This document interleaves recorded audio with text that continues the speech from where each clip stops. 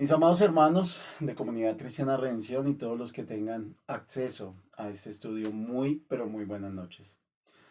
Nos encontramos en el último jueves de estudio bíblico de este año 2025 y me correspondió el inmenso privilegio de traerles a ustedes el estudio del Salmo 59. Como siempre, a donde quiera que se encuentren, quiero que vayan buscando en sus Biblias el Salmo 59. Vamos a tener la lectura de este salmo y por supuesto el estudio bíblico en esta noche.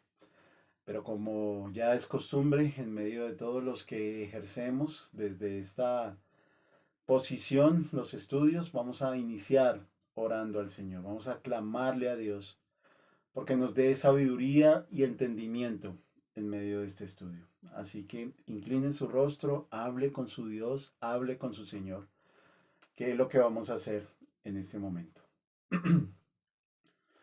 Mi Señor y Dios, gracias por permitirnos estar nuevamente frente a tu palabra.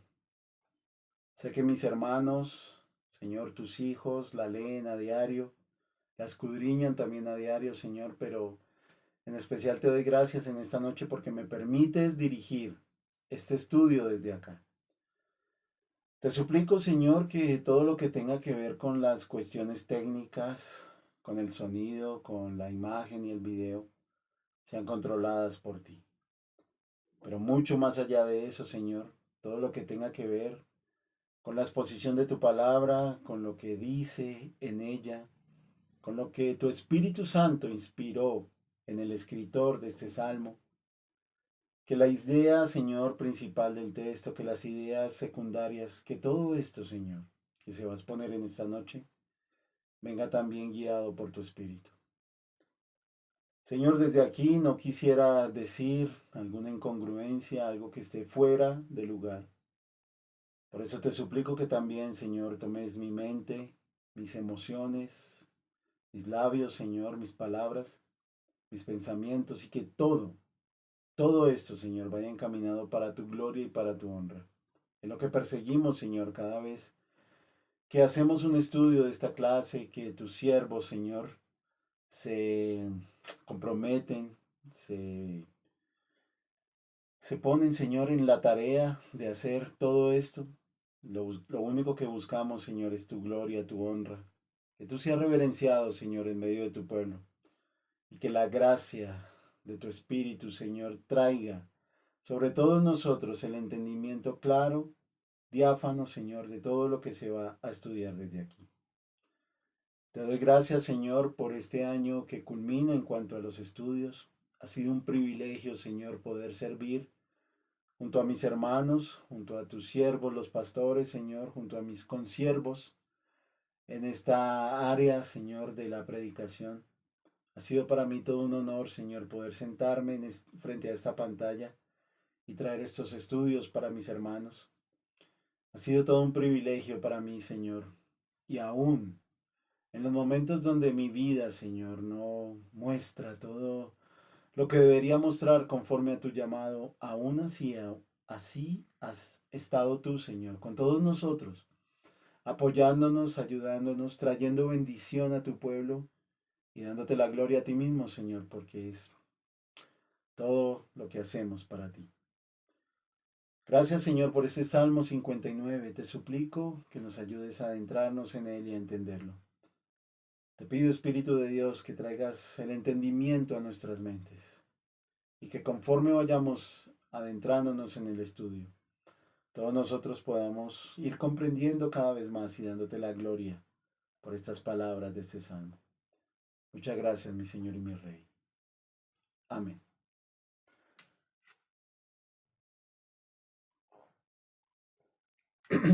Muy bien, mis hermanos.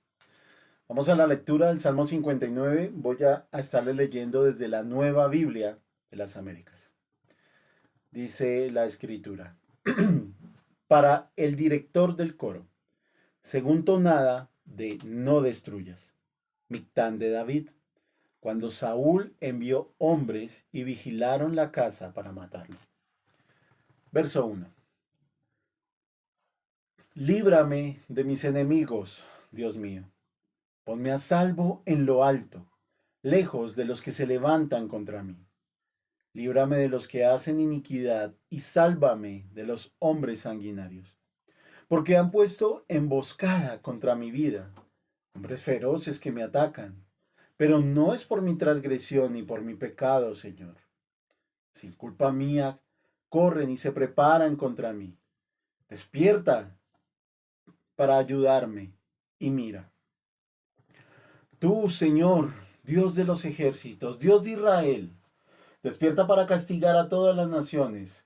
No tengas piedad de ningún malvado traidor. Selah.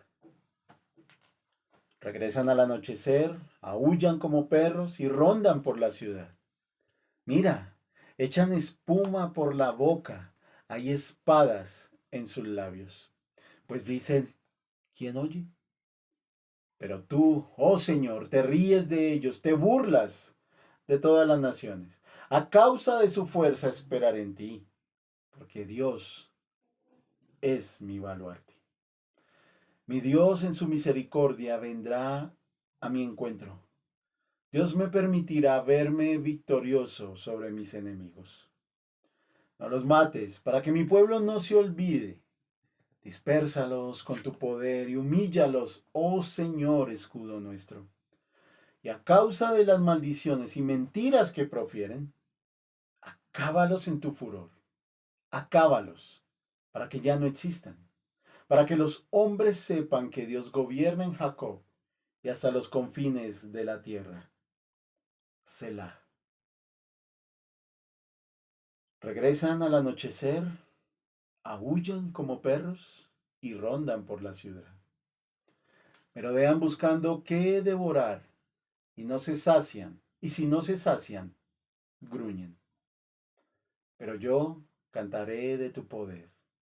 Sí, gozoso cantaré por la mañana tu misericordia, porque tú has sido mi baluarte y refugio en el día de mi angustia.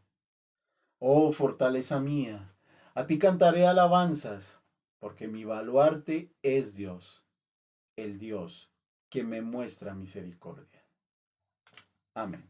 Hasta ahí la porción de este Salmo 59.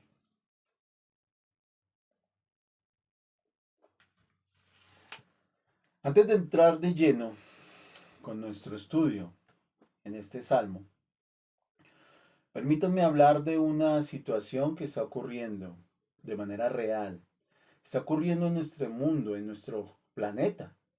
Y es la situación de los cristianos que están siendo perseguidos y asesinados en Nigeria.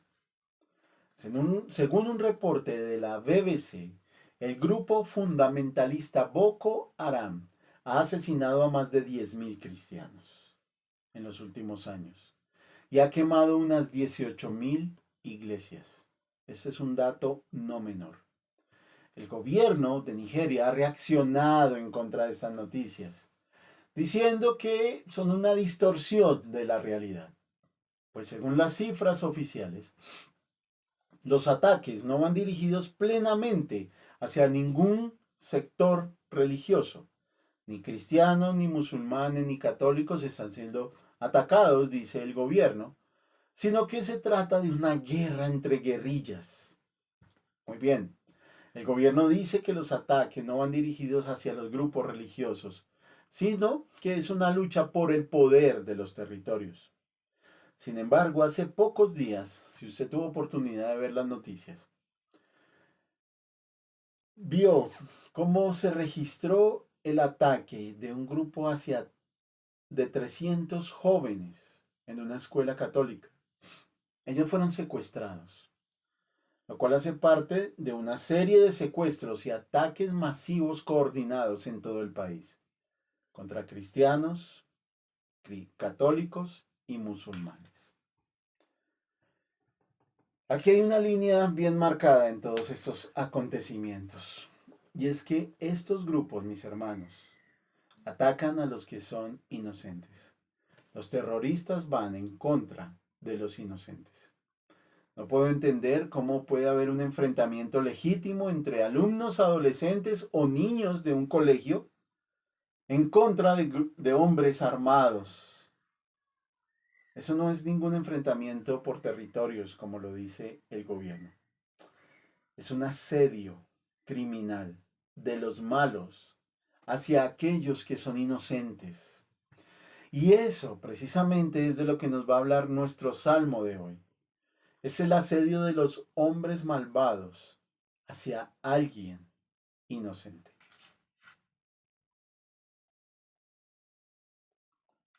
En nuestro Salmo 59 tenemos 14 peticiones, las cuales nos facilitan la clasificación que pudiéramos darle a este salmo. Claramente es un salmo imprecatorio, es una súplica incesante hacia Dios, de alguien que está clamando por ser ultrajado, por ser humillado y perseguido de manera injusta. En este caso, como lo dice el inicio de nuestro salmo, es un mictam o un salmo de David. En medio de la composición poética de este salmo podemos ver que el tiempo transcurre desde la tarde hasta la mañana, desde la tarde de un día hasta la mañana del día siguiente. Ahora bien, el contexto histórico bajo el cual se escribe este poema nos muestra que se está hablando de un tiempo real, de la tarde a la mañana, de la tarde de un día a la mañana del otro día. Sin embargo, en nuestra interpretación debemos tener en cuenta ese tiempo real, pero como es un poema, también pudiéramos estar hablando de un tiempo metafórico, porque las sombras de la noche pueden indicar la persecución, ¿cierto? Y la angustia presente del salmista.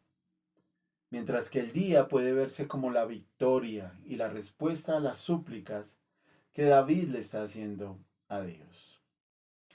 Sin embargo, en medio de la composición de este poema, de este Salmo 59, hay un detalle que salta a la vista. Y es que encontramos lo que se conoce en la poesía o en la música también, como el estribillo, los estribillos. Y estos estribillos, hay un par de estribillos en medio de nuestro salmo, y este par de estribillos bien pueden darnos la línea melódica o la idea central del salmista para escribir.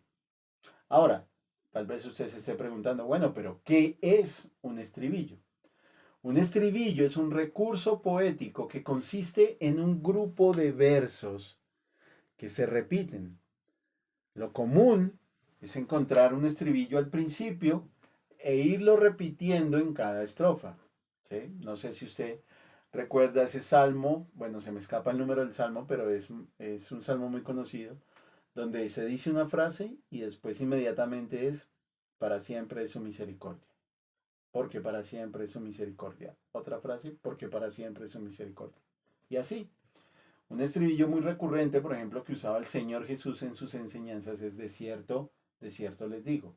Eso captaba la atención del oyente y si bien no era una composición poética o musical, era una repetición que él usaba con el propósito de atraer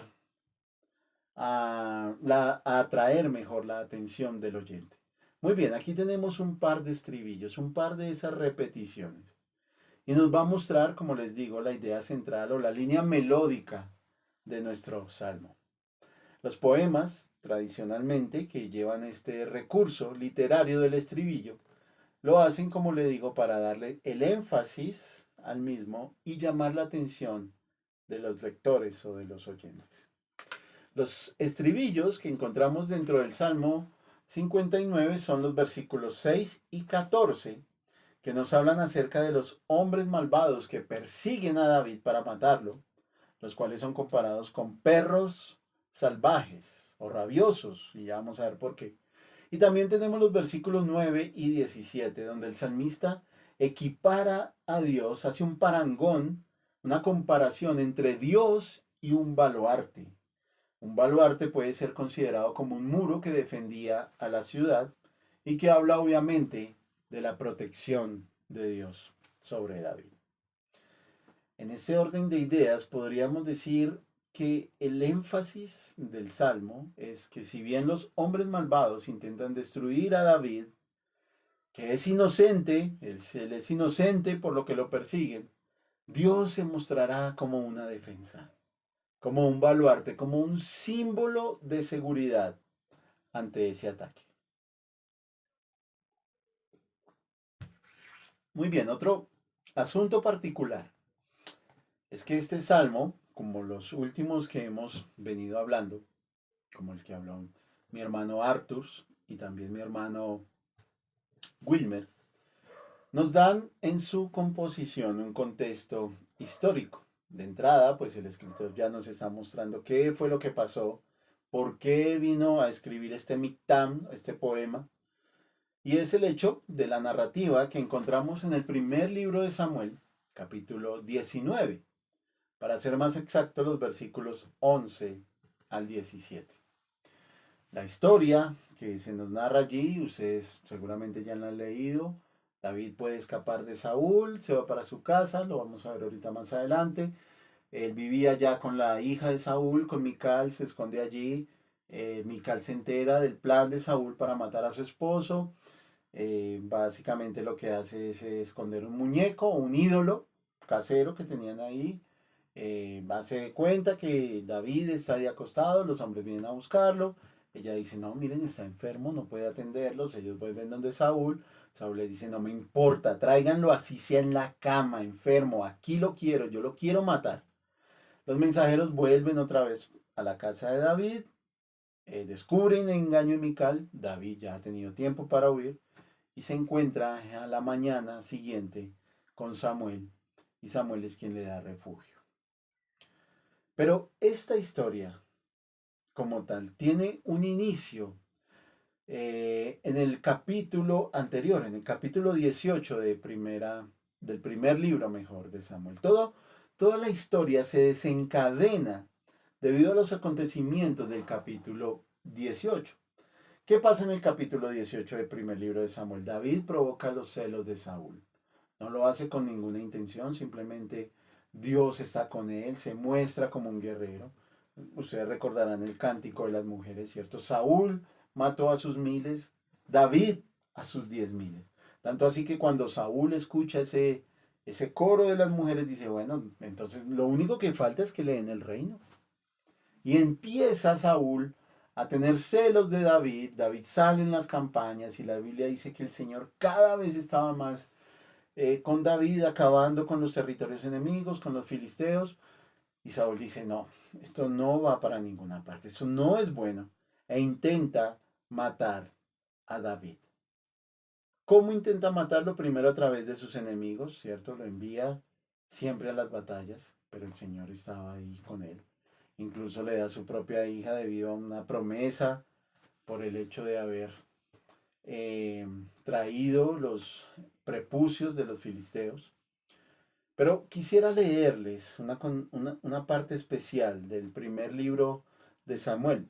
Miren lo que dice los versículos 28 y 29 del capítulo 18 del primer libro de Samuel. Dice, cuando Saúl vio y comprendió que el Señor estaba con David y que su hija Mical lo amaba, temió Saúl aún más a David.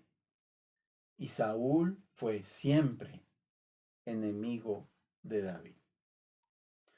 Interesantes palabras, ¿cierto? Del escritor del primer libro de Samuel. La envidia de Saúl hacia David era porque el Señor estaba con él. Le había robado el amor de su hija y el amor de su hijo Jonatán también. Pero se dio cuenta de que Dios estaba con él. Y es un asunto particular aquí dentro de nuestro salmo. Saúl tenía celos de David y tenía temor porque sabía que Dios estaba con él.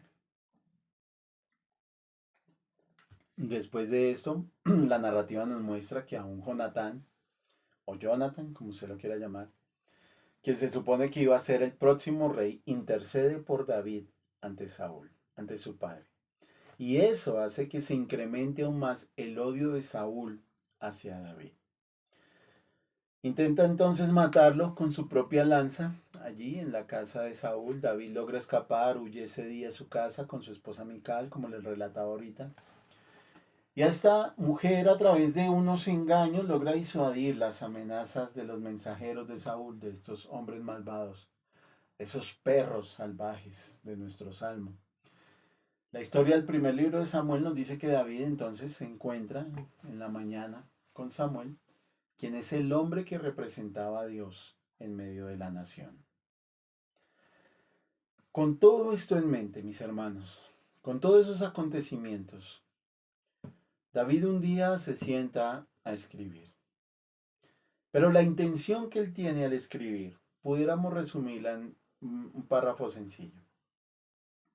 Si bien los hombres malvados pueden presentarse en cualquier momento y perseguir injustamente al inocente, incluso querer quitarle la vida, Dios mismo se ha de levantar como un baluarte, como una muralla, como un muro, en defensa de aquellos que claman por su ayuda. El Señor va a proteger a los justos que se refugian en Él. Esa es la idea que David tiene en su mente y por eso escribe este salmo. Sí, estos hombres son malvados. Los compara con perros. Pero el Señor es baluarte, es un muro, es una ciudad alta, como también pudiera entenderse esto. Muy bien, como es usual en este tipo de poemas o salmos que llevan esa pausa musical del Selah, la división natural que voy a hacer en esta noche se establece por esta misma pausa. Aunque contamos también no solamente con la pausa del Selah para hacer nuestras divisiones naturales para el bosquejo, también contamos con los estribillos, ¿cierto? Que ya les he mencionado. Con esto en mente voy a tener un bosquejo de 3 partes muy sencillas. Primera parte. Señor, líbrame. Versículos 1 al 5. Líbrame de mis enemigos, Dios mío. Ponme a salvo en lo alto, lejos de los que se levantan contra mí. Líbrame de los que hacen iniquidad y sálvame de hombres sanguinarios, porque han puesto emboscada contra mi vida. Hombres feroces me atacan, pero no es por mi transgresión ni por mi pecado, Señor. Sin culpa mía corren y se preparan contra mí. Despierta para ayudarme y mira. Tú, Señor, Dios de los ejércitos, Dios de Israel, despierta para castigar a todas las naciones. No tengas piedad de ningún malvado traidor. Selah.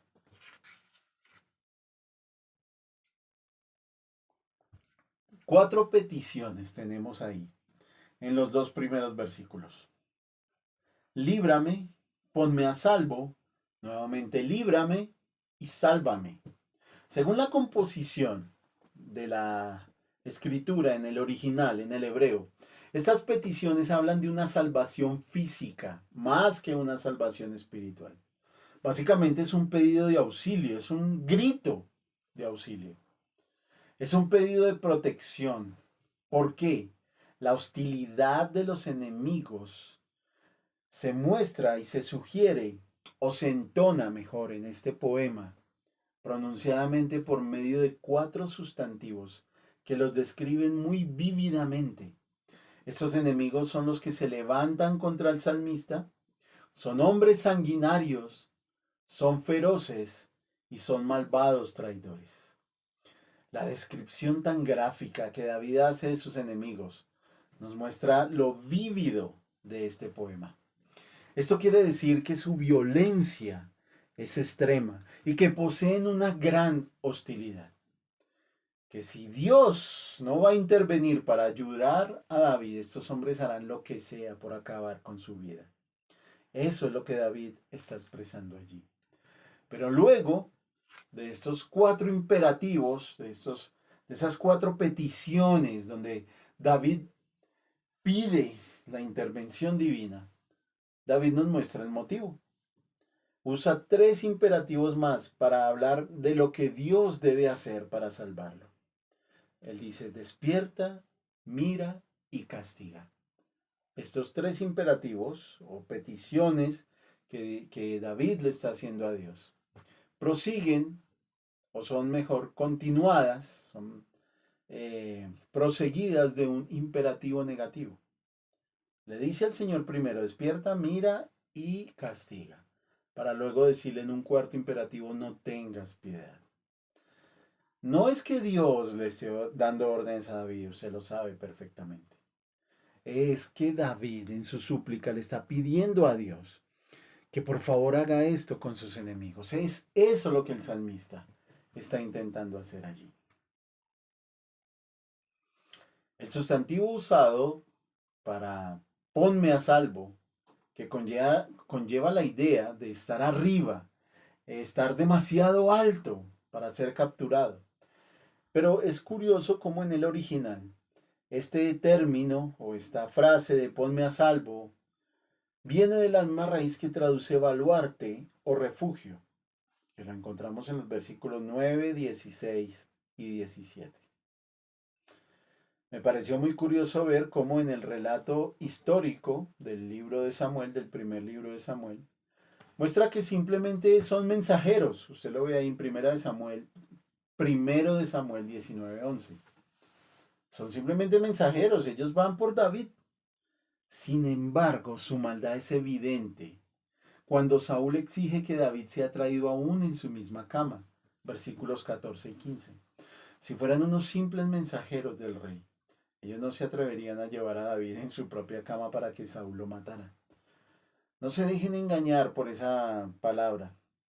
Sí, bueno, si bien son mensajeros, claramente está en la escritura. David los describe como hombres malvados, feroces, como perros salvajes. No son simples mensajeros que llevan una razón de Saúl. Son hombres sanguinarios que van a buscar la vida de David. Como ya he indicado en medio de este salmo, hay un tiempo, ¿cierto?, que arranca en el atardecer cuando los mensajeros o los enemigos de David toman posiciones, como dice el salmo. Esto no debe pasarse desapercibido. El tiempo en el que David está tomando esta ilustración para su poema es un tiempo que no puede pasarse desapercibido, mis hermanos, ¿sí? Y voy a tratar de explicarles esto. Una de las costumbres de los tiempos bíblicos era que el atardecer era la hora del reposo. No sé si recuerdan esa parábola del dueño de una viña que llama a unos jornaleros en la mañana, otros como a las 9 de la mañana, bueno, unos a las 6 de la mañana, según el relato, a las 9, a las 12, como a las 3, y otros los llama por a las 5 de la tarde. ¿Recuerdan qué fue lo que murmuraron los hombres que estaban desde por la mañana? Ellos dijeron, ¿cómo es que le va a pagar lo mismo a estos si nosotros hemos soportado todo el calor del día? Muy bien, el atardecer dentro de los tiempos bíblicos era la hora del reposo. Por eso en medio de su poema el salmista hace alusión al reposo de Dios. Él muestra un antropomorfismo claramente allí, como si Dios estuviera descansando e incluso durmiendo. Era la hora cuando bajaba el calor del día y los hombres y las mujeres ya empezaban a tomar reposo antes del anochecer. E incluso se tomaba una siesta, una pequeña siesta de media hora, una hora antes de las 6 de la tarde. Muchas veces se hacían algunos rituales especiales. Y recuerden que incluso a las 6 de la tarde cambiaba el día, ¿no? La fecha del calendario. Los días en los hebreos eran de 6 de la tarde a 6 de la tarde. Pero bueno, eso seguramente ustedes ya lo saben. Entonces, lo que David está haciendo con Dios, que es interesante y que no podemos dejar escapar dentro de este poema tan exquisito, es que por favor se levante. Él dice, Dios mío, levántate, despiértate. Sé que esta es la hora del reposo, pero Señor, por favor no duermas, porque los malvados no están reposando. Los malvados son como perros hambrientos que buscan la comida al caer la tarde. Por eso el salmista demanda de Dios que por favor se levante, que por favor se despierte. En medio de esta súplica, David muestra su integridad o habla de ella, ¿no? Él dice, Señor, me persiguen, pero, o sea, en mí no hay ningún pecado. ¿Yo qué hice? Los mensajeros de Saúl lo buscan sin ninguna culpabilidad en él. El pago que se le da a David por hacer las cosas bien, por llevar una vida justa, por estar a órdenes del rey y a órdenes de Dios, es que sus enemigos se levanten contra él. Ese es el pago que le están dando. La verdad es que este era un plan organizado para matar a David. Estos hombres ya han tomado una posición, como lo dice el Salmo. Hay una posición de ataque. Están tendiéndole una emboscada al salmista. Corren y se preparan contra David, dice nuestro Salmo. Por eso, él pide una alianza con Dios. Él dice, Señor, si aquí hay unos hombres que se están organizando para matarme, entonces por favor, levántate y también toma una posición contra ellos. Vamos a contrarrestar esta emboscada juntos, es lo que David le está pidiendo a Dios. Mis hermanos, David en este salmo es un hombre que está siendo asediado en su propia casa. Pero el verdadero conflicto, y usted ya lo ha podido discernir claramente, se halla en su mente. El verdadero conflicto de David está en su mente. Quizá podamos nosotros vernos reflejados en esto, ¿cierto? Cuando somos asediados en nuestra propia mente. Cuando somos sometidos a la tentación.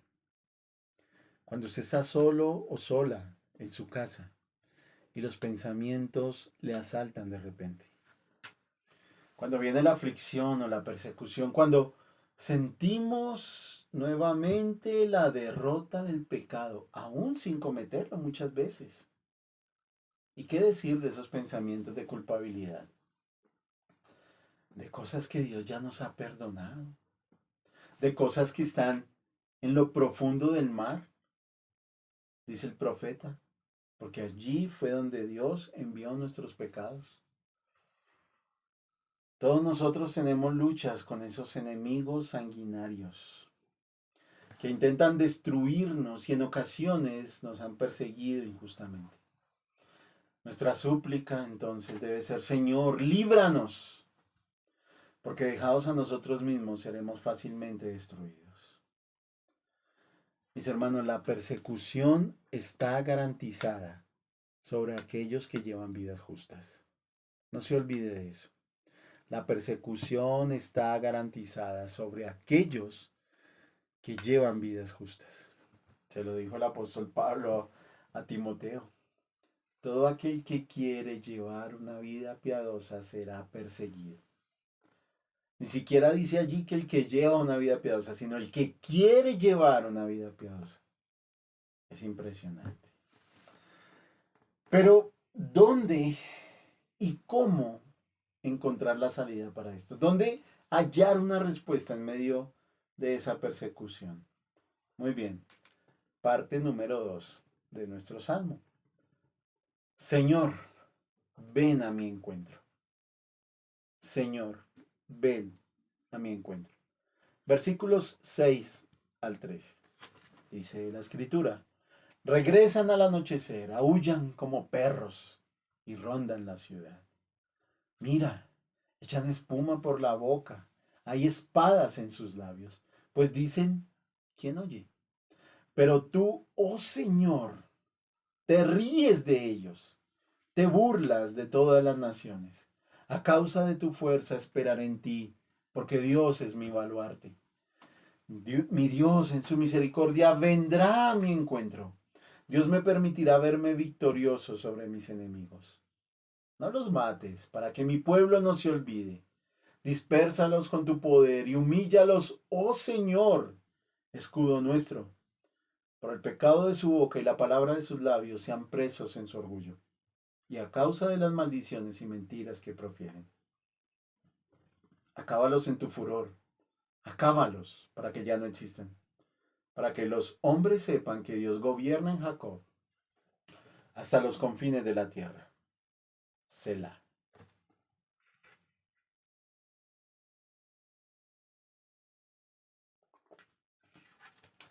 El lenguaje poético que David usa en medio de la composición de este salmo nos deja ver el estribillo del que ya hemos hablado. El estribillo es los perros que aúllan. Está en el versículo 6. Hay perros que aúllan. Esos perros rondan la ciudad. Esto le da al poema, no sé si para usted también es verlo como de una forma surrealista, ¿no es verdad? Estos perros rondan la ciudad, estos perros aúllan, perturban la serenidad del anochecer. El tiempo que se usaba para el reposo entonces ahora es perturbado por esos perros que están aullando a las afueras y que intentan tomar posiciones para lograr la vida del salmista.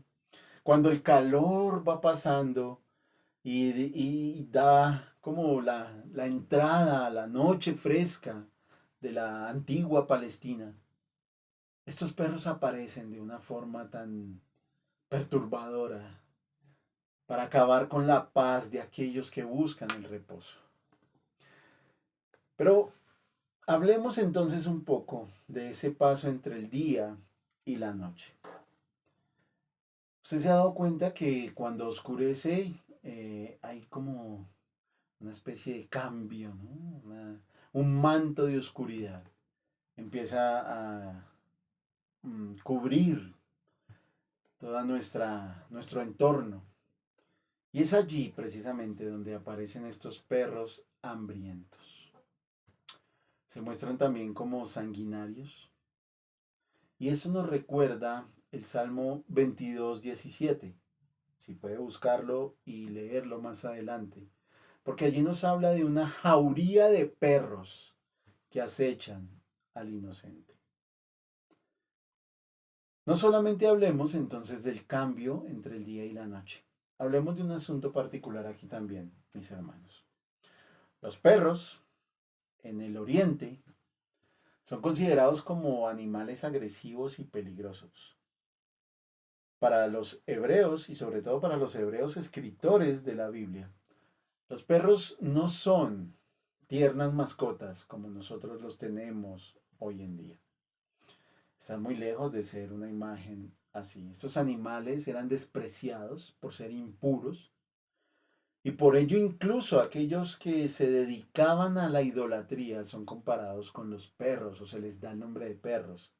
Eso usted lo encuentra en Deuteronomio 23:18. La espuma o la baba que cae de la boca de estos perros se transforma en espadas. Increíble. ¿Sí lo notó allí en el Salmo? Mírelo, se lo voy a leer, voy a devolverme aquí un poco. Dice, por el pecado de su boca. Perdón. Versículo 7. Mira, echan espuma por la boca y espadas en sus labios. Increíble. La poesía hebrea es tan exquisita, hermanos. Uno no lo alcanza a dimensionar, ¿no? Porque creció leyendo otro tipo de poesía, ¿no? Rafael Pombo, Esopo, bueno, en fin, todas esas cosas. Pero la poesía hebrea está rica de imágenes y símbolos. Por eso yo creo que tanto el Señor como Pablo, quienes que utilizan muchísimos de los salmos en su enseñanza, pueden traernos mejor esas imágenes que ellos utilizan en sus enseñanzas. El apóstol Pablo es rico en traer salmos a sus escritos, pero bueno, eso será otro tema. Ahora, les estaba hablando entonces de que la espuma o la baba que cae de la boca de estos perros se transforma en espadas. Una palabra afilada, mis hermanos, hiere con contundencia. Esta es una imagen frecuente en el libro de los Salmos. Lo vemos en el Salmo 52, perdón, en el 55, en el 57 y en el 64. Discúlpeme que empieza a llover y se oye muy duro por acá. Muy bien. Pero si bien la descripción de estos hombres malos por parte de David es bastante gráfica en los versículos 6 y 7, también es bastante gráfica la imagen del Señor riéndose o burlándose de ellos en el versículo 8. Esa es una risa sarcástica según el original. Es una risa como la del Salmo número 2. Es una risa que desarma cualquier intención maligna en el sentido más verdadero y priva de toda fuerza al hombre que intenta dañar al pueblo de Dios. Es una risa de aquel que se sabe superior y el que conoce el resultado de la batalla que viene. Sí, mis hermanos, Dios se ríe de los malvados, pero no es una risa pecaminosa. Ojo con eso. Si bien se burla de ellos, y el salmista lo describe en esa tropopatía, en ese como si mostrara un sentimiento humano de parte de Dios, no es una risa pecaminosa como la que nosotros muchas veces tenemos, burlándonos de otras personas. La burla, esta imagen de la risa, es comparada con la fuerza de Dios. Mire el versículo 9, cómo lo dice tan contundentemente. Lo voy a leer desde el 7. Perdón, desde el 8. Pero tú, oh Señor, te ríes de ellos, te burlas de todas las naciones. A causa de su fuerza, la de esos hombres, esperaré en ti, porque Dios es mi baluarte. Esa risa de Dios, porque los hombres malvados tienen, ¿cierto?, su orgullo. Ellos dicen, vamos a acabar con la vida de David. Tanto así que David los compara con perros que aúllan. Ellos dicen, nada nos va a detener. Pero el hecho de que Dios se ría de ellos muestra que los va a borrar por completo. Es como si el Señor dijera, está bien, ¿creen? ¿Confían en sus fuerzas? Les voy a mostrar que mi fuerza es superior. Tanto que me voy a reír de estas cosas. Prosiguiendo entonces vemos que en el versículo 10, se muestra el centro de esta sección y por eso quise llamarla Señor. Ven a mi encuentro, ven a nuestro encuentro, podríamos decirlo nosotros también.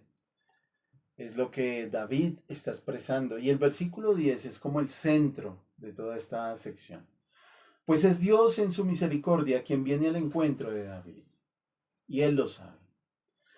David sabe que su victoria depende de que Dios aparezca en la escena. Su victoria no está en su fuerza. Su victoria no está en que él sea más inteligente que ellos. Su victoria ni siquiera está en los engaños de Mical hacia estos mensajeros, ni siquiera en el hecho de encontrarse con Samuel. No, nada de eso. David sabe que la raíz de su victoria es que Dios aparezca y que se encuentre con él. Por eso los versículos 11 en adelante van a mostrar como el resultado de este encuentro. Aunque me di cuenta que hay como una aparente contradicción entre los versículos 11 y 13, ¿cierto? Cuando vamos al original encontramos que la súplica de David va encaminada a que el pueblo vea la derrota de los enemigos, de estos hombres, y que luego observe su destierro final. Por eso David dice, destrúyelos, y parece después decir, Señor, no los mates. No, destrúyelos es acaba con su fuerza, derrótalos, y que luego vea el pueblo, tu pueblo, como estos hombres, tú los echas al destierro. Es un castigo entonces que se ve en dos partes. Primero, aquellos que conozcan el caso de la persecución entiendan la inocencia de David y la protección que Dios le otorga. Y segundo, en la destrucción definitiva, estos mismos pueden ver el dominio soberano de Dios, no solamente sobre su pueblo escogido, sino también sobre sus enemigos. Estos hombres malvados van a ver cómo Dios no solamente protege a su pueblo, sino cómo ellos mismos van a recibir el castigo de Dios.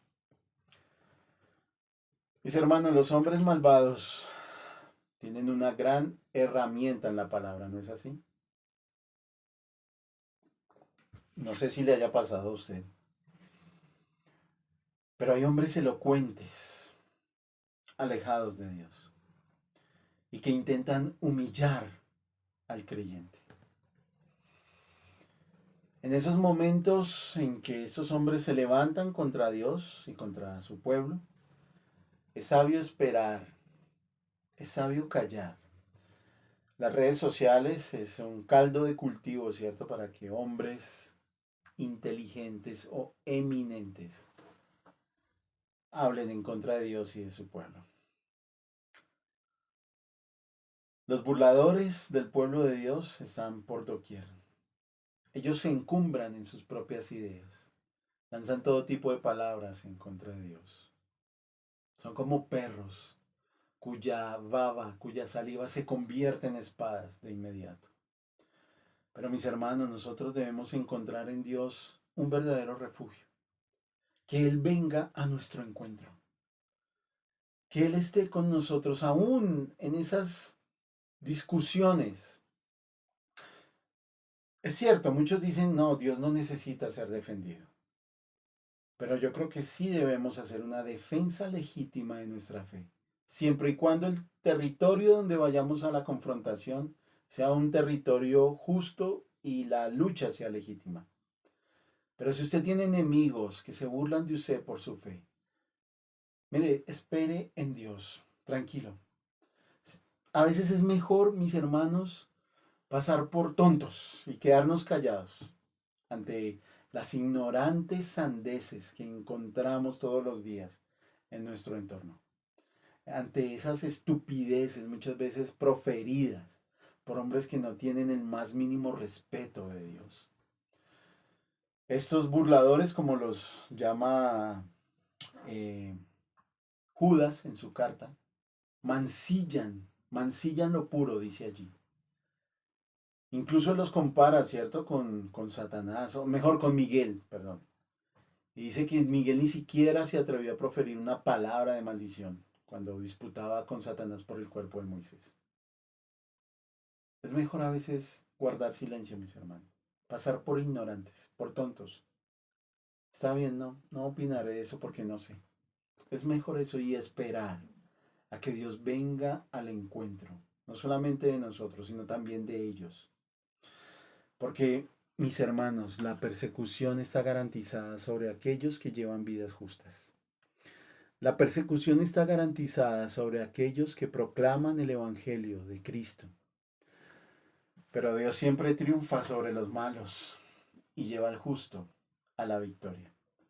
Para profundizar en esa idea, veamos la tercera y última sección de nuestro salmo. Número 3. Señor, tú eres mi baluarte. Versículos 14 al 17. Regresan al anochecer, dice la escritura. Aúllan como perros y rondan por la ciudad. Merodean buscando qué devorar y si no se sacian, gruñen. Pero yo cantaré de tu poder. Sí, gozoso cantaré por la mañana tu misericordia. Porque tú has sido mi baluarte y refugio en el día de mi angustia. Me fascina este último versículo. Oh fortaleza mía, a ti cantaré alabanzas, porque mi baluarte es Dios, el Dios que me muestra misericordia. Impresionante. Aquí tenemos entonces la repetición de ese estribillo de los perros que aúllan, que nos da la tercera división. Estos hombres malvados que son comparados con los perros. Ellos vuelven nuevamente al ataque, pero no logran saciarse. Así que por eso gruñen, ¿cierto? En el original encontramos que se retiran al no saciarse y cesan de vagabundear. Sin embargo, no debemos olvidar que las tinieblas son el manto protector de los malvados. Ojo con eso. Miren lo que dice el libro de Job, capítulo 24, versículos 14 al 17. Se lo leo, mis hermanos. Dice, al amanecer se levanta el asesino, mata al pobre y al necesitado. Y de noche es como un ladrón. El ojo del adúltero espera el anochecer, diciendo, ningún ojo me verá. Y disfraza su rostro. En la oscuridad minan las casas y de día se encierran. No conocen la luz. Hasta aquí la porción de la escritura. Ahora, si bien los estribillos del versículo 6 y 7, junto con los del 14 y 15, suenan iguales, al menos en su primera parte, notamos aquí en los versículos 14 y 15, en esta tercera división de nuestro salmo, que estos perros rabiosos no alcanzan a obtener lo que desean, aunque siguen hambrientos. No alcanzaron a su presa. Esta claramente es una representación de la huida de David y que los mensajeros de Saúl no pudieran encontrarlo. En la ambientación que el salmista prepara para escribir, muestra que en la noche, en el sentido físico, es donde actúan los malhechores. Pero en la misma noche, también en el sentido físico, es donde el inocente se puede refugiar en la ciudad. Sin embargo, cuando amanece, usted lo ve ahí, cambia totalmente la decoración, porque la luz, ese nuevo día, ¿cierto? Es el símbolo de la esperanza, es el símbolo de la liberación que David tiene. Es el tiempo propicio para cantar la canción, como nos hablan los versículos 16 y 17. Cuando llega el día, la angustia se va y la danza festiva y la canción aparece. Durante la noche David fue asediado, pero él se acogió a Dios. Y el Señor desbarató los planes de sus enemigos. Los atributos de fortaleza y refugio que menciona el salmista hablan del poder, la misericordia y el amor fiel de Dios. Esto es lo que protege al inocente. Si notan que el salmista no dice, me voy a esconder en la ciudad, o la ciudad es mi refugio. No, no, no. O el muro, no. Dios es mi baluarte. Dios es mi ciudad. Dios es el muro. Dios es el refugio. David no está pensando en otra cosa que no sea el Señor. Nosotros tenemos nuestros, bueno, lo dice el diccionario, nuestros sucedáneos, ¿no? Nuestros reemplazos de Dios, mejor. Nosotros reemplazamos constantemente a Dios con algo. Reemplazamos a Dios con con una buena conversación, con alguien que tenemos confianza. Reemplazamos a Dios con un buen dictamen médico. Reemplazamos a Dios con el sueldo en nuestra quincena. Reemplazamos a Dios con el cajón del mercado cuando está lleno. Lo señalo porque lo tengo acá cerca. Reemplazamos a Dios con la salud de nuestros familiares. Reemplazamos a Dios con las canciones que a veces cantamos para Él. Nosotros tenemos muchos reemplazos de Dios. Y lo hacemos constantemente, los tenemos todo el tiempo. Creemos que, bueno, como a la larga son bendiciones de Él, pues estamos bien con Él. Pero David está esperando que sea el Señor quien venga a su encuentro. Señor, si su merced no aparece aquí, no hay nada, estos hombres me van a matar. Es lo que David está diciendo. David no está diciendo, bueno, me voy a esconder, me voy a refugiar, me voy a encontrar con fulano. No. Señor, tú eres mi baluarte. Tú eres mi refugio. Pero mucho más allá de estas referencias del tiempo físico, del atardecer, el anochecer y el nuevo día, podemos encontrar algo muy significativo en toda esta experiencia de David. Y es una referencia al tiempo espiritual. Los perros que rondan por la tarde en la mañana desaparecen por la misericordia de Dios. Durante la noche de su desesperación, David espera en Dios deseando que despierte y se alce, porque entiende que solo Él es el que va a dispersar estos perros. Pero en la mañana podrá ver su derrota final. Este drama de la liberación de David, que se desarrolla desde la tarde hasta la mañana, también puede verse de forma espiritual. Pues la mañana podría verse como los sacrificios y acciones de gracias. Y así va a pasar esa noche, metafóricamente, de temor.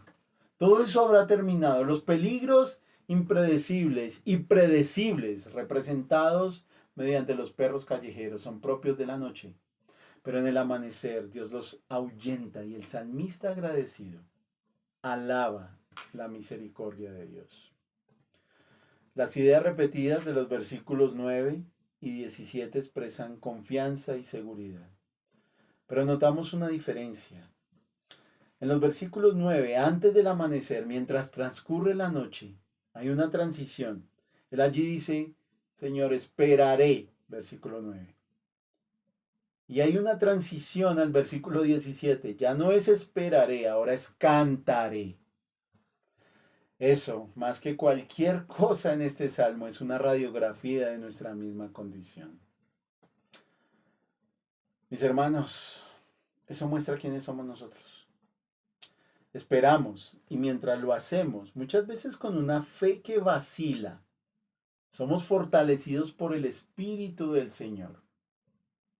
Pero la verdad es que llegamos a la alabanza genuina, a la alabanza transparente, solamente cuando somos librados por Dios. Eso somos nosotros. David pasa del esperaré al cantaré. El Señor ama a personas imperfectas, pero la fortaleza de su espíritu es lo que realmente importa. Es que Él aparezca en medio de la escena.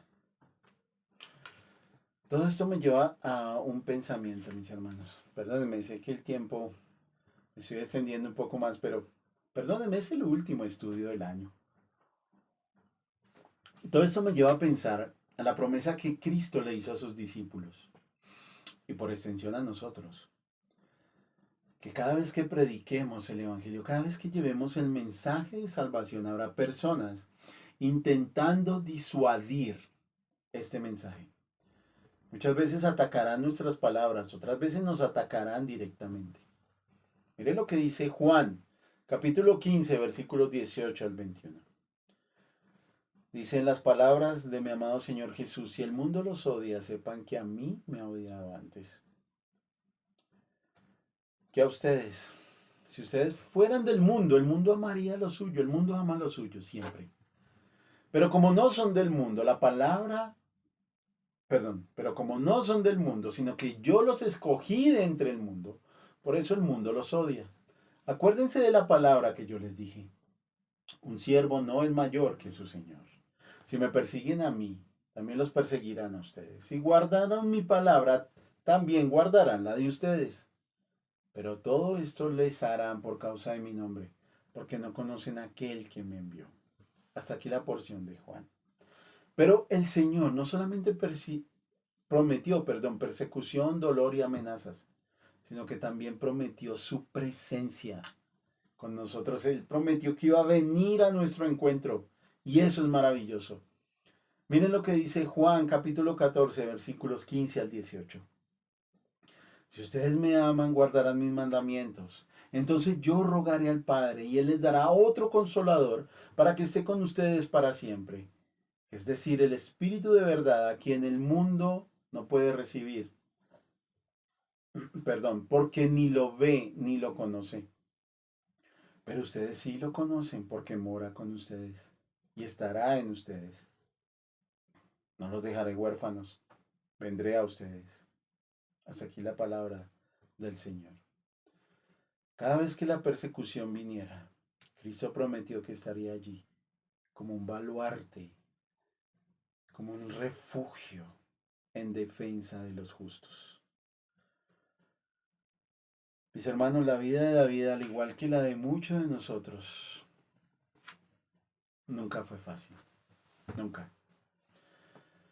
Este hombre de niño fue rechazado por su propia familia. Está bien que recibió la promesa de ser rey, pero su ascenso al trono se logró con muchísima dificultad y mucha violencia. Pero si algo, y ya se lo he dicho muchas veces en los salmos, si algo yo valoro de este adúltero, mentiroso, asesino llamado David, es que siempre se refugió en su Dios. Siempre. Él sabía que no importara la situación en la que estuviera, no importara dónde estuviera metido. Me encanta esa parte cuando, creo que ya se las he dicho muchas veces, pero perdónenme, es que me fascina. Cuando están en Ciclac, ellos dejan las mujeres, los niños vienen, los atacan, ellos vuelven a Ciclac y se dan cuenta de que se llevaron a las mujeres, los niños destrozaron la ciudad. Y los hombres que andaban con David, que no eran ningunas joyas, o mejor, eran tremendas joyas, tienen un plan para asesinar a David. Y me encanta como dice allí el relato: pero David se fortaleció en Jehová su Dios.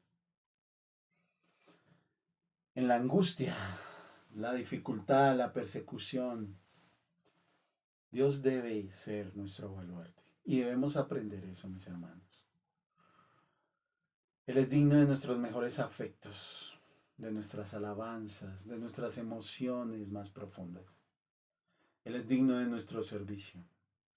No perdamos jamás de vista, mis hermanos, que las pruebas, al igual que las de David, siempre terminan en gozo y en alabanza. La aflicción es momentánea, mis hermanos. Y si usted tiene una aflicción, una enfermedad, un dolor que por muchos años ha llevado, refúgiese en su Dios.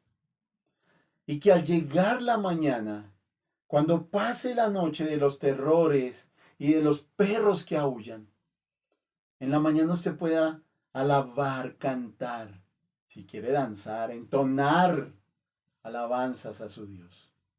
Al Dios que con misericordia lo ha tratado a usted, a David y a mí. Así debe ser. Porque la persecución sí está garantizada sobre aquellos que llevan vidas justas y que proclaman el Evangelio de salvación. Pero Dios siempre triunfa sobre los malos y lleva al justo a la victoria. Termino con estas palabras de otro hombre que tuvo que enfrentar duras pruebas a causa del Evangelio de Cristo. Este hombre llamado Pablo nos deja estas letras en la segunda carta a los Corintios, capítulo 12, versículo 10. Él dice allí, al hablar de sus debilidades, lo siguiente: por eso me complazco en las debilidades, en insultos, en privaciones, en persecuciones y en angustias por amor a Cristo. Porque cuando soy débil, entonces soy fuerte. Amén. Oremos, mis hermanos, démosle gracias al Señor en esta noche. Mi Dios amado, muchas gracias por tu misericordia. En la aflicción, en el dolor, en la persecución, en la prueba, Señor, diremos que tú eres nuestro baluarte. Diremos que tú eres nuestro alto refugio, Señor, que tú eres nuestra ciudad amurallada, que tú eres nuestro protector porque tu misericordia y tu amor es fiel para con tu pueblo, Señor. Y si bien han venido, Señor, las persecuciones y la aflicción, tú sabes salvar y librar siempre al justo. Te alabamos por eso en esta noche, Señor, y te damos gracias. Porque salmos como estos nos recuerdan nuestra fragilidad y debilidad. Pero también nos recuerdan que tú has prometido estar con nosotros todos los días hasta el fin. Ven a nuestro encuentro, por favor, en nuestra noche. Ven a nuestro encuentro cuando los perros que aúllan, Señor, a nuestro alrededor nos quiten la calma. Ven a nuestro encuentro, Señor, y permítenos disfrutar de una mañana gozosa contigo, cuando todas las aflicciones y el dolor hayan pasado, Señor, en nuestras vidas. Oramos en el bendito y precioso nombre de nuestro Señor Jesús. Amén. Muchas gracias, mis hermanos. Nos veremos en estos estudios el próximo año. Señor les guarde. Gracias por su compañía. Dios los bendiga.